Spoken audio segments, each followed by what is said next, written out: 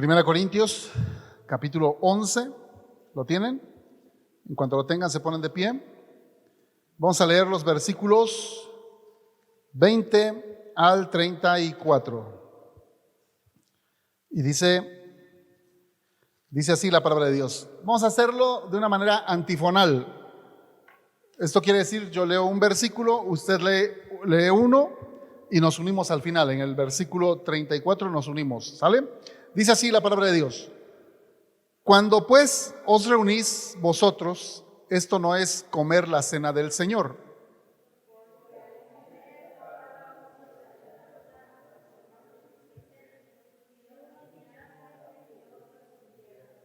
Pues ¿qué? ¿No tenéis casas en que comáis y bebáis? ¿O menospreciáis la iglesia de Dios y avergonzáis a los que no tienen nada? ¿Qué os diré? ¿Os alabaré? En esto no os alabo.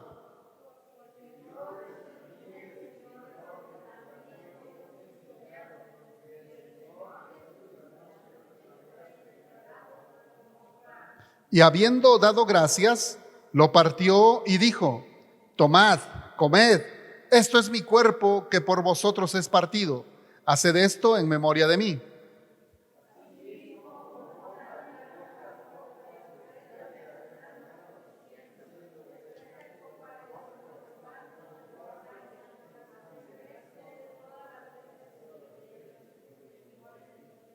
Así pues, todas las veces que comiereis este pan y bebiereis esta copa, la muerte del Señor anunciáis hasta que Él venga.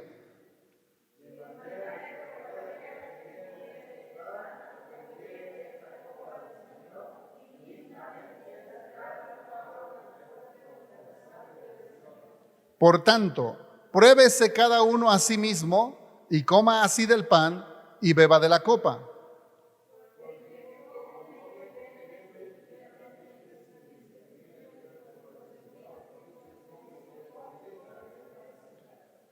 Por lo cual hay muchos enfermos y debilitados entre vosotros, y muchos duermen.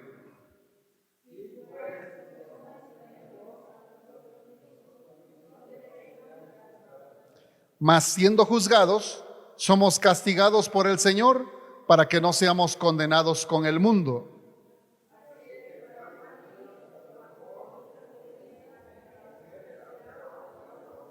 Juntos, si alguno tuviere hambre, coma en su casa, para que no os reunáis para juicio. Las demás cosas las pondré en orden cuando yo fuere. Toma en su lugar, gracias. Aquí tenemos en esta porción un pequeño problema. El apóstol Judas, no el Iscariote, sino el otro Judas, recuerde que había dos Judas entre los 12, un Judas que es el que no traicionó a Cristo y es el que escribe esta carta que vamos a leer. Bueno, no vamos a leer un versículo nada más, aunque nada más tiene un capitulito, pero les aclaro que este Judas era un hermano carnal de nuestro Señor Jesucristo. ¿Sí? Este Judas escribió una carta bien chiquitita y la van a encontrar un poquito antes de Apocalipsis. Tal vez algunos ya la hayan leído o más de uno ya la hayan leído. Y vamos a leer solamente el versículo 12 y nos va a ilustrar un poco más acerca de este pequeño problema que había ahí en esas iglesias del primer tiempo. Versículo 12 dice: estos son manchas en vuestros ágapes, que comiendo impúdicamente con vosotros se apacientan a sí mismos, nubes sin agua llevadas de acá para allá por los vientos, árboles otoñales sin fruto, 2 veces muertos y desarraigados. Ahora usted dirá, ¿qué tiene que ver los árboles otoñales, esos árboles sin fruto, 2 veces muertos y desarraigados? Bueno, en este caso, el apóstol Judas, que es un apóstol algo así como colérico, como que dice las cosas así como muy derecho, como muy fuerte, como que no le da vueltas al asunto, habla fuerte y directo. Se está refiriendo a unas personas que se dicen hermanos, que llegan a la iglesia, a la reunión de los cristianos, pero que dan muy mal testimonio. Y no está hablando de que den mal testimonio allá afuera, sino que están dando mal testimonio en la iglesia. Ahora fíjese cómo lo dice. Estos, está hablando de esos hermanos carnalones, dice, son manchas en vuestros ágapes. ¿Qué cosa es un ágape? Un ágape es una reunión de cristianos. Oiga bien, esto es muy especial. Un ágape es una reunión de cristianos donde juntos comparten los alimentos con el único propósito de tener compañerismo. Oh, qué precioso. ¿Cómo se llama eso? Ágape. Es un ágape. Si son varios, ¿sí? Celebra cada 8 días o cada mes, decimos ágapes, porque ya son varios. Pero la fiesta solita o la reunión, la convivencia cristiana se llama ágape. En el mundo, para el tiempo de nuestro Señor Jesucristo, para el tiempo de los apóstoles, los griegos usaban esa palabra, porque ágape es una palabra en griego, usaban esa palabra, pero para sus fiestas mundanas, sus fiestas donde ellos tenían reuniones no necesariamente cristianas, ni tampoco de convivencia sana, sino más bien reuniones donde llegaban a embriagarse, donde terminaban en orgías, donde terminaban a veces hasta en pleitos, como conocemos por ahí algunas personas que así hacen fiestas, ¿no? A lo mejor hemos ido a alguna de esas fiestas mundanas donde finalmente se embriagan y terminan en pleitos. Bueno, también ellos le llamaban ágapes. Sin embargo, por la influencia cristiana tan fuerte en el primero y segundo siglos, se adoptó esa palabra que era usada en el mundo, se adoptó y se solidificó en la iglesia. Y entonces, ahora un ágape ya no tenía nada que ver con las fiestas mundanas, sino un ágape era una fiesta, ¿qué cosa? Cristiana, una fiesta cristiana, una reunión, una convivencia donde los cristianos compartían los alimentos con el único propósito de tener compañerismo. ¿Cuántos dicen amén? El diccionario nos dice que ágape es una comida fraternal de carácter religioso entre los primeros cristianos, destinada a estrechar los lazos que los unían. Se los dije más sencillo, ¿eh? Así que eso es un ágape. ¿Hemos tenido ágapes aquí en nuestra iglesia? ¿Sí? En varias ocasiones hemos dicho, hermanos, traigan de lo que van a comer en su casa, en lugar de que coman solitos ahí en su casa, tráiganse esa comida y comemos aquí juntos. Amén.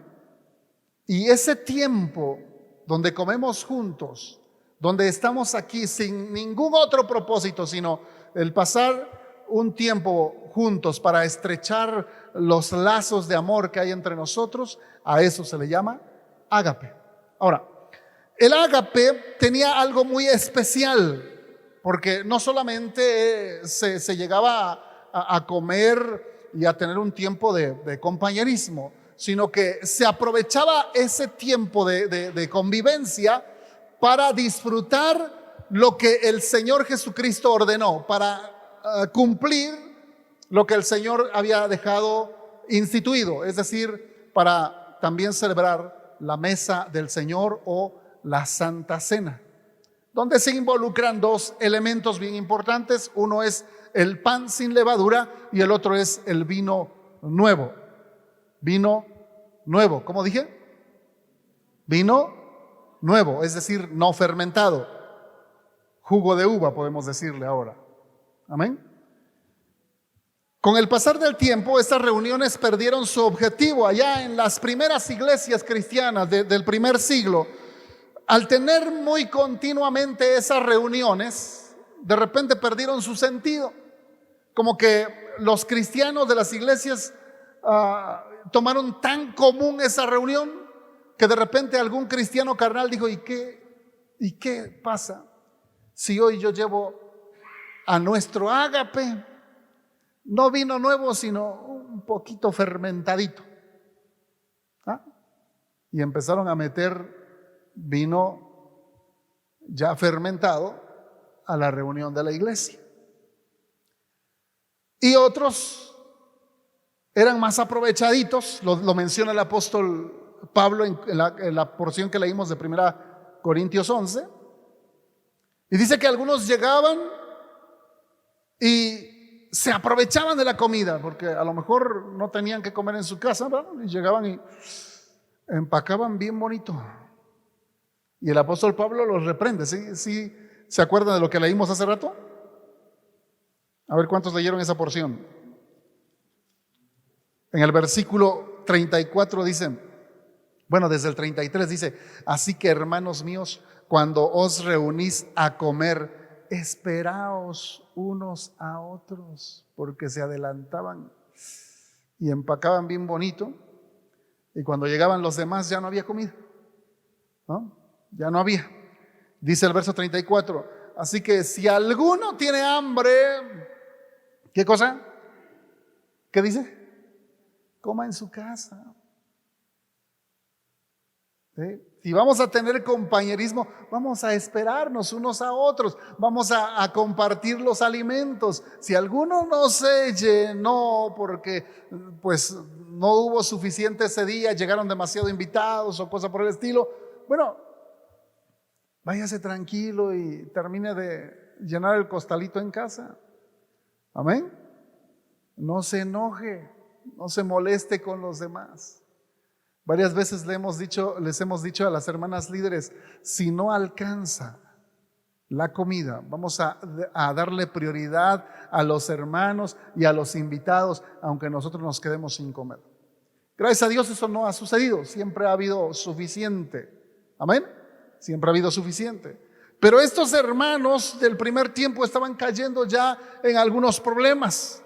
Dice desde el versículo 20: cuando pues os reunís vosotros, esto no es comer la cena del Señor, porque al comer cada uno se adelanta a tomar su propia cena, y el uno tiene hambre y otro se embriaga. Es que ya estaban metiendo alcohol ahí a las reuniones cristianas. A algunos se les quedó la costumbre y hasta hoy en la Santa Cena que celebran, todavía la celebran con vino fermentado. Pero esto ya estaba pasando en esa primera iglesia, en las iglesias cristianas del tiempo de Pablo. Y entonces el apóstol Pablo tiene que escribir esto para poner orden en las iglesias, especialmente en la iglesia de Corinto.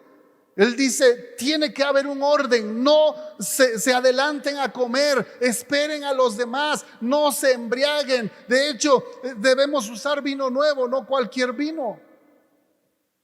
Y luego dice en el verso 22, pues que, ¿acaso no tenéis casas en que comáis y bebáis?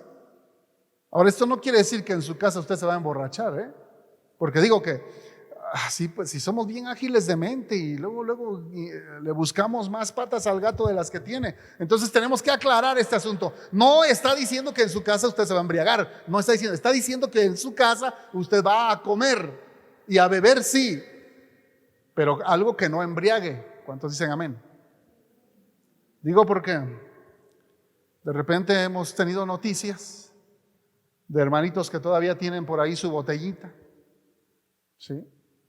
Hace un tiempo vimos una película, bueno, aquí no la hemos visto, pero una película que se llama Medias Tintas. No sé si alguien ya la vio, está por ahí anda en YouTube, y se llama así, A Medias Tintas, y habla de unos cristianos así medios carnalones, que cuando va un cristiano a visitar al otro en su casa, el hermano líder de la iglesia todavía tiene su bar en su iglesia, en su casa, y un montón de botellas, ¿no?, de diferentes vinos. Y no es así. No es así. Digo, tiene la tentación ahí a un punto, a un paso. Tenemos que eliminar todo eso, como lo tenían que hacer los judíos en estos días cuando ellos celebraban la Pascua. Y celebraban después de la Pascua los días sin levadura, los días de los panes sin levadura. Y ellos pasaban varios días en los que ellos no podían tener nada de levadura en su casa. Esto habla de santidad. Para ellos, para los judíos, era algo físico, no tener levadura en su casa.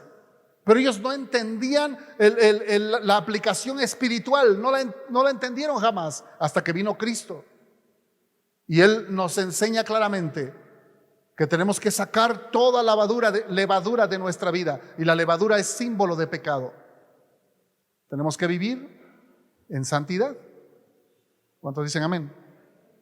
Así que, ¿acaso no tenéis casas en que comáis y bebáis, o menospreciáis la iglesia de Dios y avergonzáis a los que no tienen nada? ¿Qué os diré? ¿Os alabaré? En esto no os alabo, dice el Señor. El apóstol Pablo. Está diciendo, no los voy a felicitar por esto. Los voy a reprender, les voy a exhortar, porque están embriagándose en la iglesia, en lugar de sacar todo tipo de levadura de la iglesia. Así que eso es lo que estaba sucediendo ya en la primera iglesia, principalmente en esta iglesia de Corinto, y por eso el apóstol les escribe estas cosas. Tenemos que poner orden.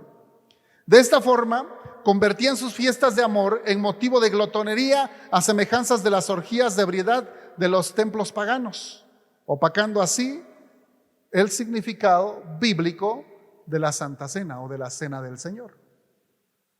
Por lo tanto, nosotros como iglesia del siglo XXI tenemos que volver otra vez al fundamento. Tenemos que regresar a el punto exacto donde nuestro Señor Jesucristo instituyó la Santa Cena y mantener siempre consciente a la iglesia de los propósitos de la Santa Cena. ¿Qué significa? ¿Por qué fue instituida? ¿Para qué fue instituida? ¿Qué tiene que ver con nosotros? ¿Qué de importancia pueden tener dos símbolos muy comunes? El pan, que todo el tiempo estamos comiendo pan, y el vino, que gracias a Dios ya lo dejaron. Bueno, eso espero. ¿Qué tienen que ver esos dos elementos con el Evangelio?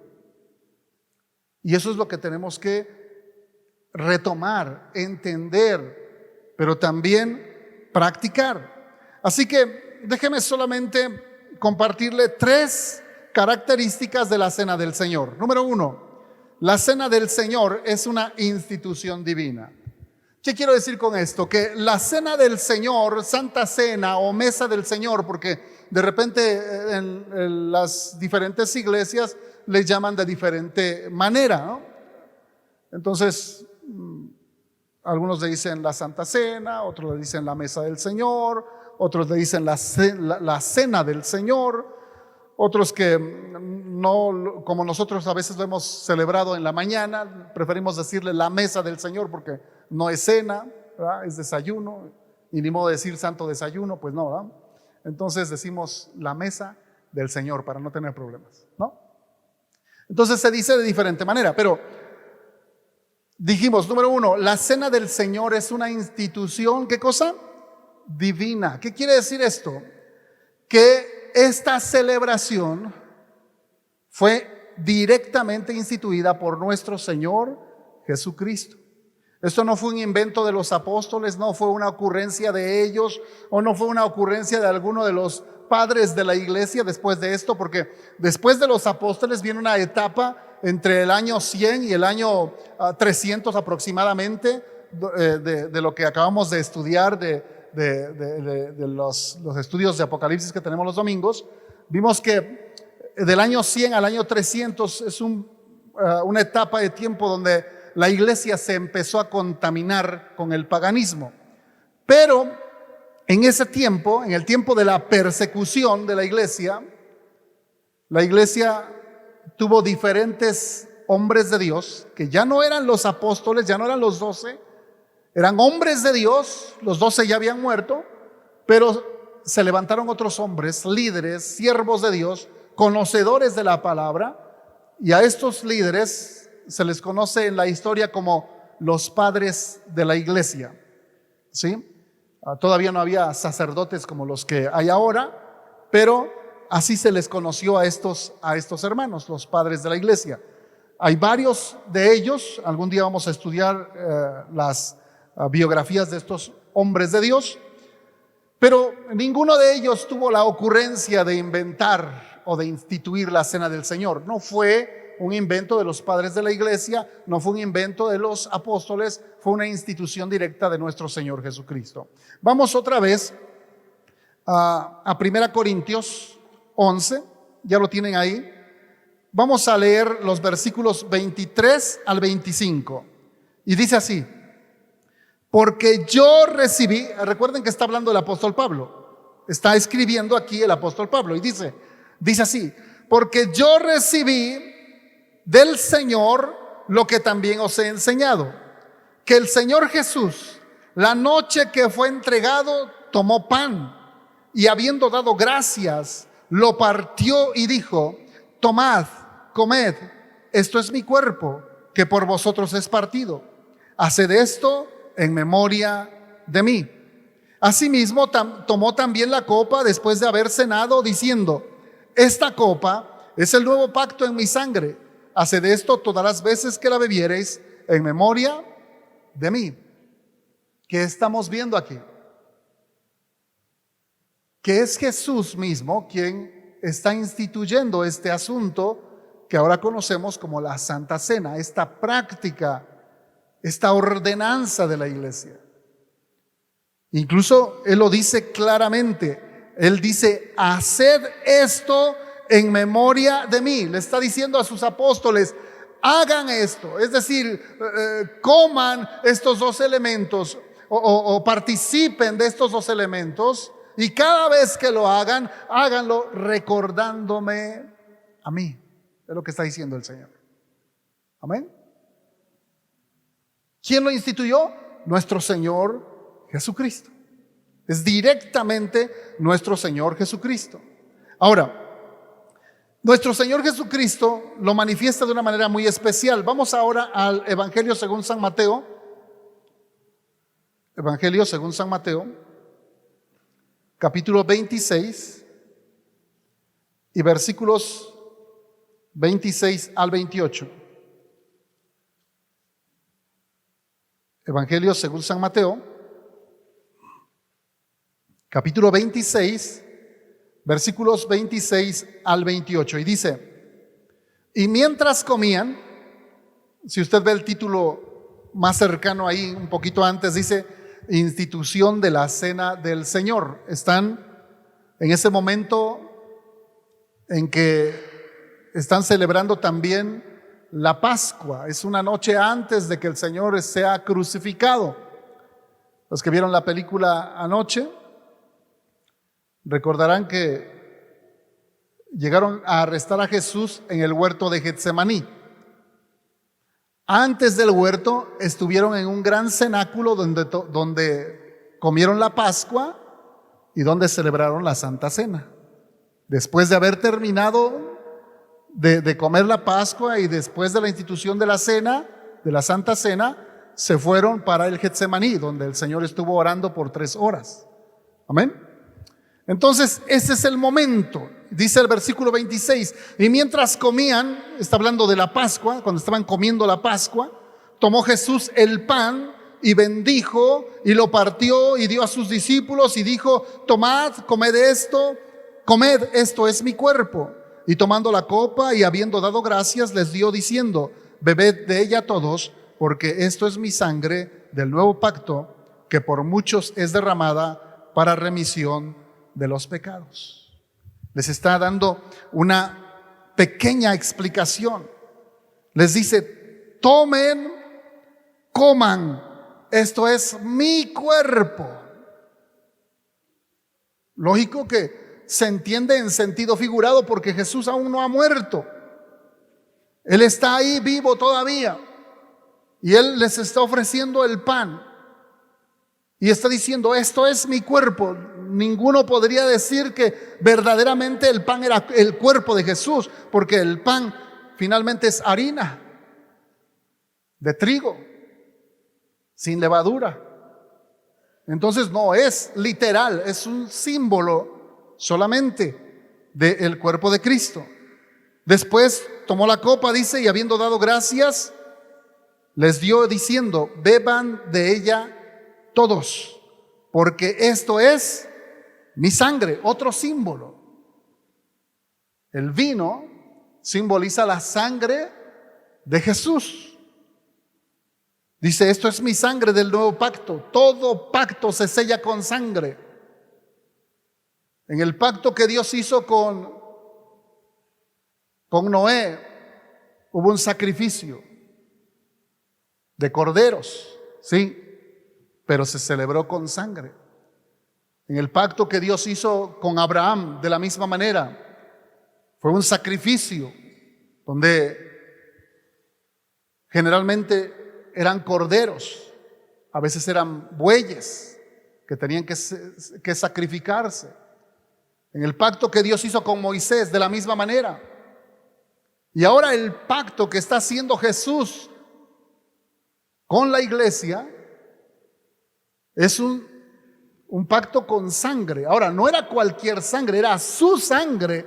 Ahí ya no iba a ser sangre de animales ni de aves como sucedía en el Antiguo Testamento. Ahora era sangre de nuestro Señor Jesucristo. Por lo tanto, era un pacto mucho mayor. ¿Cuántos dicen amén? Un mejor pacto. Este pacto es la gracia de Dios, donde Jesús entrega su vida por nosotros. Así que la cena del Señor es una institución divina. Así lo manifestó nuestro Señor Jesucristo. Y también el significado de la Santa Cena lo confirma. El significado. ¿Qué cosa es lo que significa? Ya vimos que la Santa Cena solamente tiene dos elementos: el pan y el vino. ¿Qué significa el pan? Ya lo vimos. El pan significa ¿qué? ¿O representa qué? El cuerpo de Cristo. Y el vino representa la sangre de Cristo. Son dos elementos. Ahora, el Señor Jesucristo, nuestro Señor Jesucristo, lo dijo de diferentes maneras. Vamos al Evangelio de Juan, en el capítulo 6, y vamos a ver que allí el Señor ya estaba hablando proféticamente hacia el día en que Él iba a tener que entregar su vida, su cuerpo, y derramar su sangre para la salvación de muchos o de todos nosotros. Fíjese cómo lo dice en Juan 6, versículo 54. Juan 6, 54. Dice: el que come mi carne y bebe mi sangre tiene vida eterna, y yo le resucitaré en el día postrero. Vamos a leerlo juntos. ¿Lo tienen ya? Juntos, dice así: el que come mi carne y bebe mi sangre tiene vida eterna, y yo le resucitaré en el día postrero. Ahora, no estaba hablando, otra vez, no estaba hablando literalmente de comer su carne, porque seríamos caníbales, ¿no? No estaba hablando de beber su sangre literal, seríamos vampiros. El Señor Jesucristo está hablando simbólicamente. Le está de alguna manera diciéndole a su gente, a sus discípulos, a los que le seguían, les está diciendo: va a llegar el momento en que yo voy a tener que morir en una cruz, voy a tener que derramar mi sangre para la salvación de ustedes. Y cuando les está diciendo el que come mi carne y bebe mi sangre, les está hablando en sentido figurado de creer en Jesús y en ese sacrificio glorioso.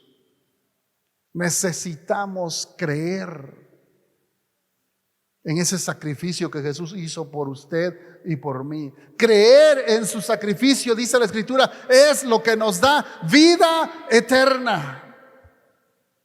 Solamente creer en que Jesús murió por nosotros en la cruz del Calvario, que Él se ofreció en nuestro lugar, que Él recibió el impacto de nuestro pecado por causa nuestra, para que nosotros fuésemos librados de ello y no fuéramos a condenación. Creer eso solamente nos da vida eterna.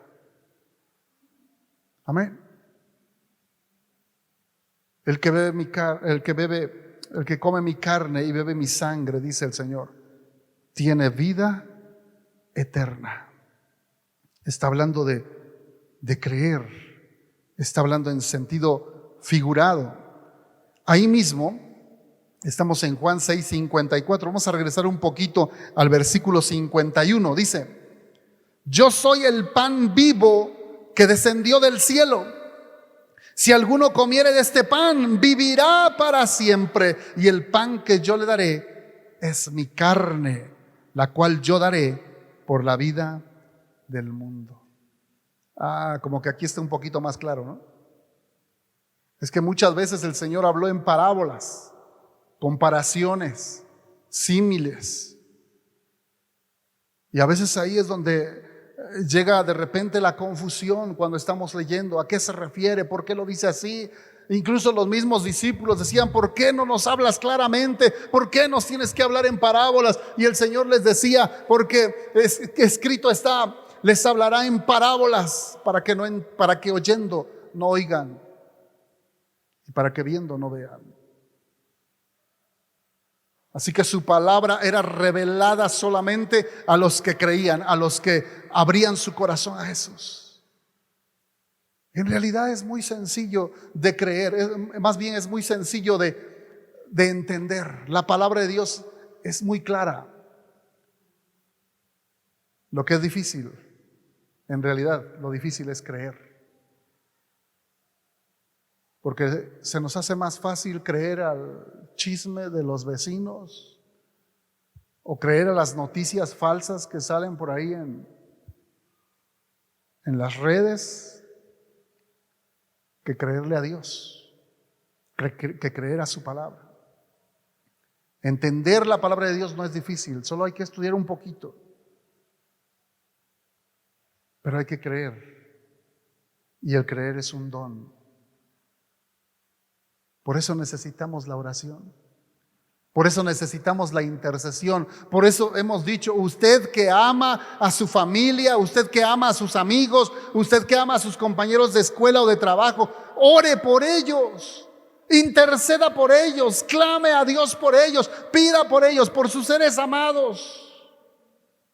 Solamente así podrán ellos tener la iluminación del Espíritu Santo para creer. Solamente así podrán recibir el don de la fe para creer a la palabra de Dios y para que ellos puedan ser salvos.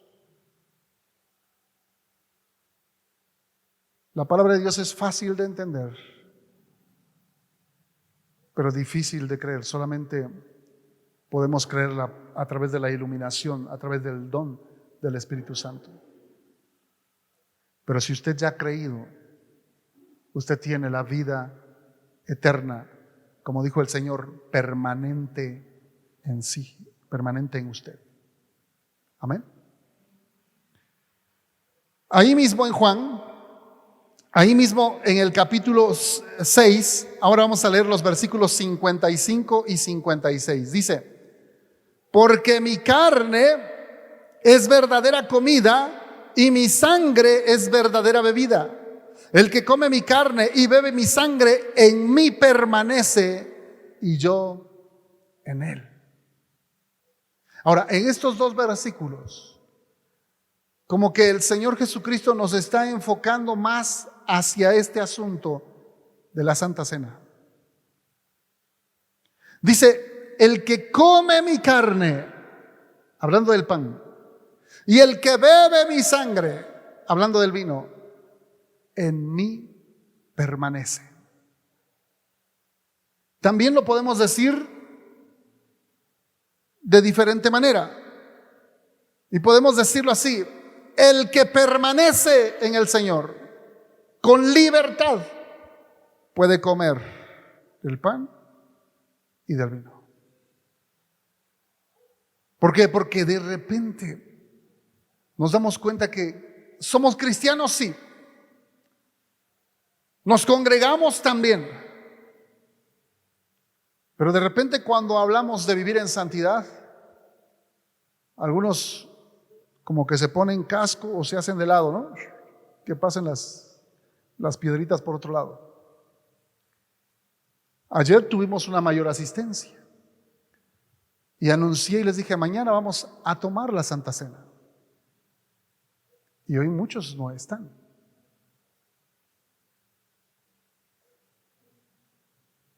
La pregunta es ¿por qué? ¿Por qué? Ahora, si andan mal y por eso no vinieron a tomar la Santa Cena, puede decir que llevan un 60% de ganado, porque se están sintiendo mal por hacer su pecado, por cometer pecado. Y eso es muy bueno, que se sientan mal cuando están pecando, es muy bueno. Porque sé que sí, que de verdad son hijos de Dios y que en algún momento van a recapacitar y van a entregar su vida completa al Señor Jesucristo. Amén. Pero si son otras razones, si no vienen porque no les interesa, si no vienen porque no les importa la palabra, si no vienen porque no hay algo, como dicen ahora los chavos, que no hay algo cool, no hay algo padre, no hay algo, es que se pone aburrida la alabanza, es que ir a la iglesia, oye, qué pérdida de tiempo, mejor me quedo a trabajar, a hacer mis labores, a hacer esta otra cosa. Estamos dándole más importancia a esas cosas que a Dios. Ahí sí hay un problema. Ahí sí hay un problema. Como cristianos, la palabra de Dios nos llama a permanecer en Él, permanecer en Cristo. ¿Y qué quiere decir esto de permanecer en Cristo? Nos dice o nos habla de estar pegados a Él, estar unidos a Él. En otras palabras, permanecer nos habla de comunión. ¿De qué? Comunión. ¿Qué es comunión? Yo sé que cuando éramos inconversos le llamaban comunión a tomar el pan, ¿no es cierto? Pero no, comunión es relación. ¿Qué cosa es comunión? Dígalo, ¿qué cosa es comunión? Relación. ¿Y con quién usted y yo debemos tener relación? ¿Con la iglesia? Sí, pero no se refiere a eso. La mayor comunión que debemos tener es con nuestro Señor Jesucristo. Cuando usted se levanta en la mañana, cuando usted en la orilla de su cama, sea de rodillas o tal vez sentado, usted ora al Señor. Cuando usted aparte un tiempo para leer la palabra de Dios y para decirle, Señor, háblame, dime qué tengo que hacer, dime qué tengo que cambiar en mi vida, dime qué debo aprender de ti. Y usted con ese corazón abierto, deseoso de su palabra, abre la Biblia y lee. Usted está teniendo comunión con Dios. La oración es cuando usted le habla a Dios, cuando usted lee la Biblia es Dios hablándole a usted. Alguien decía, hermano, es que no oigo a Dios. ¿Cómo va a oír a Dios si no quiere leer su palabra? ¿Recuerda cómo se llama esto? ¿Cómo se llama? Palabra de Dios. La mayoría le decimos Biblia, pero Biblia quiere decir recopilación de libros. Es que son 66 libros que fueron escritos por hombres de Dios, inspirados por el Espíritu Santo, donde se nos entregó de parte de Dios su palabra. La Biblia es Dios dándose a conocer al hombre, es Dios mostrándose al hombre. No es el intento del hombre por conocer a Dios, porque algunos piensan que la Biblia, por el simple hecho de haber sido escrita por algún hombre, piensan que es el intento del hombre por conocer a Dios, y no es así.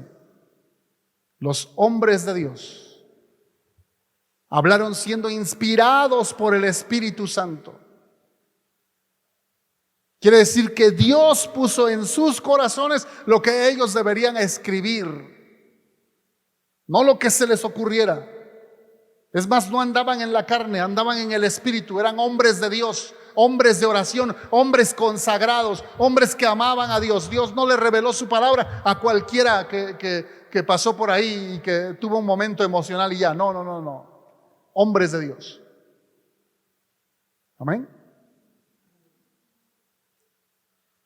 Y por eso tenemos la Biblia ahora. Esta es palabra de Dios. Cuando leemos, es Dios hablándonos a nosotros. Cuando oramos, somos nosotros hablándole a Dios. Y se realiza la comunión. ¿Cuántos dicen amén? Esto es permanecer. Número 2.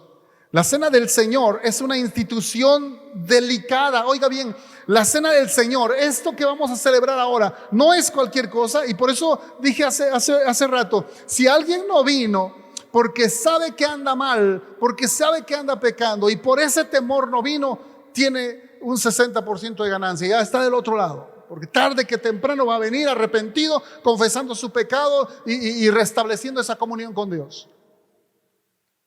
Porque esta celebración es muy delicada, tan delicada que el apóstol nos dio instrucciones, el apóstol Pablo, de cómo es que debiéramos celebrar la Santa Cena. Y esto es algo bien importante. Fíjese que dice ahí en 1 Corintios 11, versículos 27 al 32. Ya lo leímos, sí, pero vamos a volver a leerlo. 1 Corintios 11, del versículo 27 al 32 dice: de manera que cualquiera que comiere de este pan y bebiere de esta copa del Señor indignamente, le pido que subraye ahí en su Biblia la palabra indignamente, será culpado del cuerpo y de la sangre del Señor. Otra vez se lo leo completo. Dice: de manera que cualquiera que comiere este pan o bebiere esta copa del Señor indignamente será culpado del cuerpo y de la sangre del Señor. Por tanto, pruébese cada uno a sí mismo y coma así del pan y beba de la copa. Porque el que come y bebe indignamente sin discernir el cuerpo del Señor, juicio come y bebe para sí, por lo cual hay muchos enfermos y debilitados entre vosotros y muchos duermen. Si pues nos examinásemos a nosotros mismos, no seríamos juzgados, mas siendo juzgados, somos castigados por el Señor para que no seamos condenados con el mundo. ¿Qué tenemos aquí? Tenemos por lo menos dos cosas. Número 1, que cada uno como cristiano debemos, ¿qué cosa dice ahí? Probarnos. Pruébese a sí mismo. ¿Qué quiere decir esto con probarnos a nosotros mismos? Lo que quiere decir el apóstol es que tenemos que hacer un autoexamen. Esto no es como que usted venga y tenga que confesarme a mí todos sus pecados, no. Eso no se encuentra en la Biblia en ningún lado. Pero sí dice que nos examinemos, cada uno, cómo estamos viviendo el Evangelio, cómo estamos viviendo la palabra de Dios, cómo estamos en nuestra relación con Dios, cómo estamos en esa comunión con el Señor y por consecuencia cómo estamos en la comunión con los hermanos. ¿Cómo estamos? ¿Cómo andamos?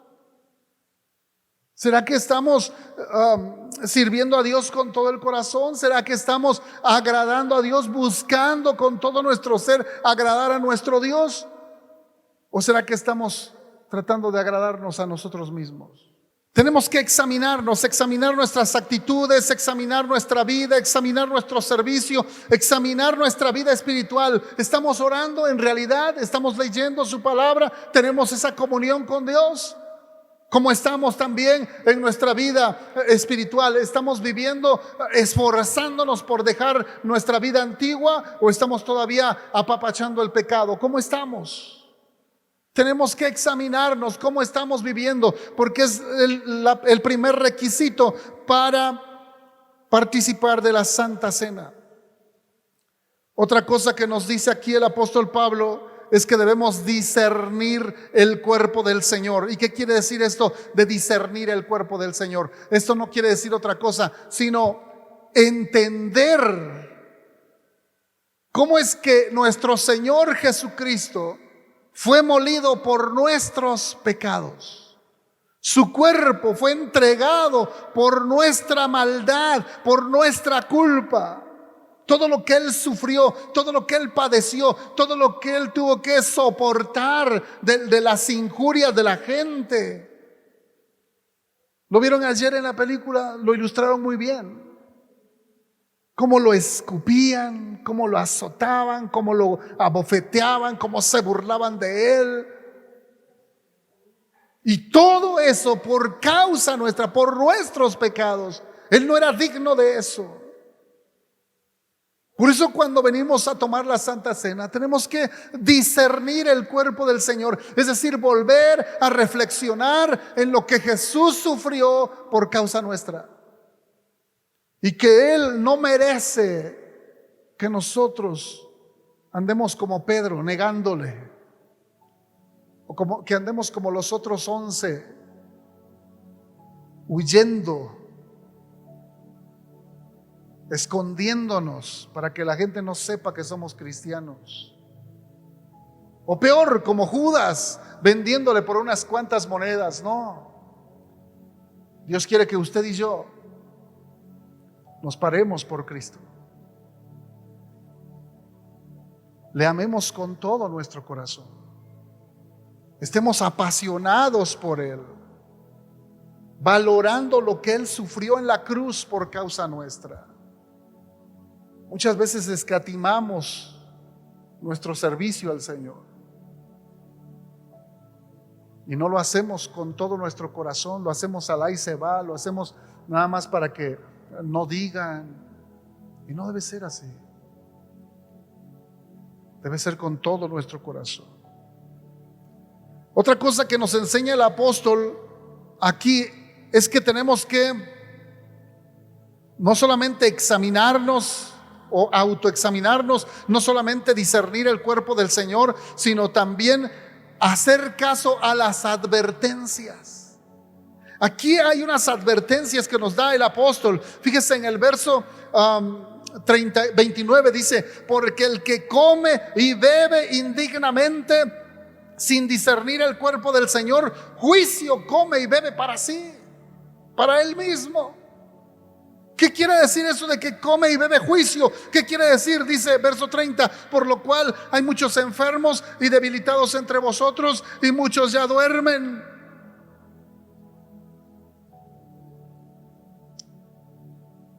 Si pues nos examinásemos a nosotros mismos, no seríamos juzgados. Así que Dios nos trata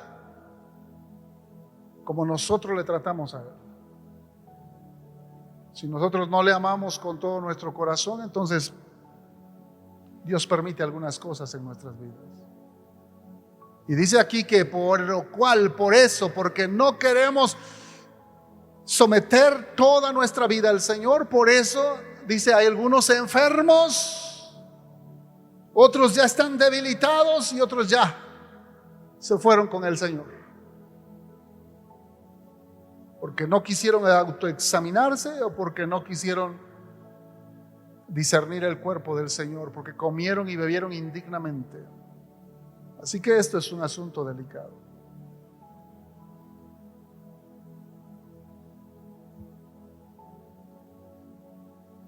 Hace muchos años tenía un problema económico. Siempre hemos tenido problemas. Le he dicho a mi esposa: ¿cuándo hemos tenido dinero? Pero en aquel día estábamos peor todavía, ¿no? Y me estaba quejando con mi pastor. Decía: es que andamos mal, pastor, no tengo trabajo, gano muy poco. Yo pensé que el pastor me iba a dar una palabra de consuelo, de ánimo, tal vez una palabra de aliento, o tal vez iba a sacar su billetera y me iba a dar 500 pesos y ten, ayúdate. ¿Sabe qué hizo mi pastor? Le dio al clavo. Una sola palabra dijo. Solamente dijo: ¿estás diezmando? Por poco me desmayo ese día. Yo dije: ¿qué tiene que ver eso? No entendía. Era bebé espiritual. Era demasiado carnal todavía. Amaba mucho mi poco dinero que tenía. Y en mi mente dije: ¿cómo es posible? Si está viendo que no tengo dinero y todavía me está diciendo que diezme. Muchos años después entendí el principio.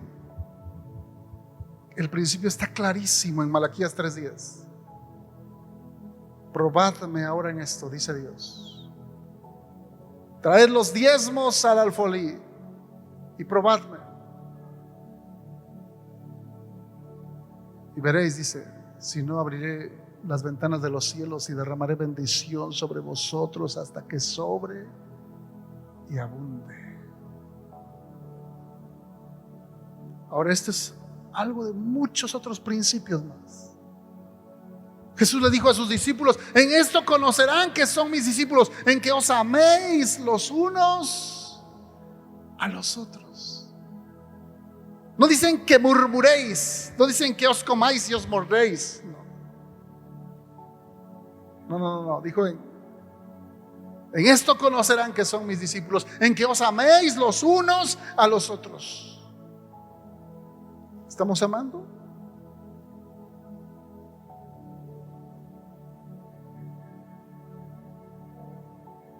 Hay muchos más principios. Y todos en este momento podemos decir: Señor, si de eso se trata, ninguno de nosotros es digno. Sí, exactamente. De eso se trata. De entender que no somos dignos. Que todo lo que recibimos, que todo lo que tenemos, y si estamos aquí, es por pura gracia de Dios. Por eso, si somos hijos de Dios, es por su gracia. Si somos salvos, es por su gracia. Si esperamos la pronta venida de Cristo, es por su gracia. Si estamos esperando que Cristo nos levante en el arrebatamiento, es por su gracia. Si nos llamamos hermanos, es por su gracia. Si ahora tenemos un Padre a quien clamar, es por su gracia. No merecemos nada, ninguno es digno. Y tenemos que reconocerlo cada día, y cada día venir ante Él arrepentidos, pidiéndole perdón, diciendo al Señor: perdóname.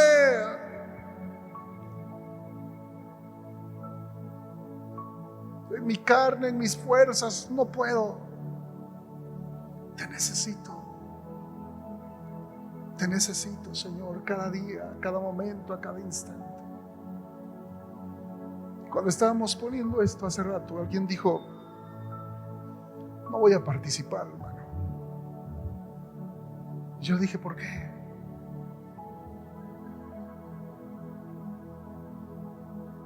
Y le dije: si participar de la Santa Cena fuera solamente para los perfectos, ya no necesitaríamos que se nos recordaran estas cosas. Pero la Santa Cena se instituyó para que mantengamos presente siempre la necesidad que tenemos de nuestro Señor Jesucristo. Porque mi carne es verdadera comida, dijo Jesús, y mi sangre es verdadera bebida. Necesitamos de Él cada día. Necesitamos buscarle con todo nuestro corazón, sensibilizar nuestra mente, nuestra alma, decirle: Señor, te necesito, perdóname. Sí, Él nos quiere humillados, humildes delante de Él. Solo así podemos vivir la vida cristiana.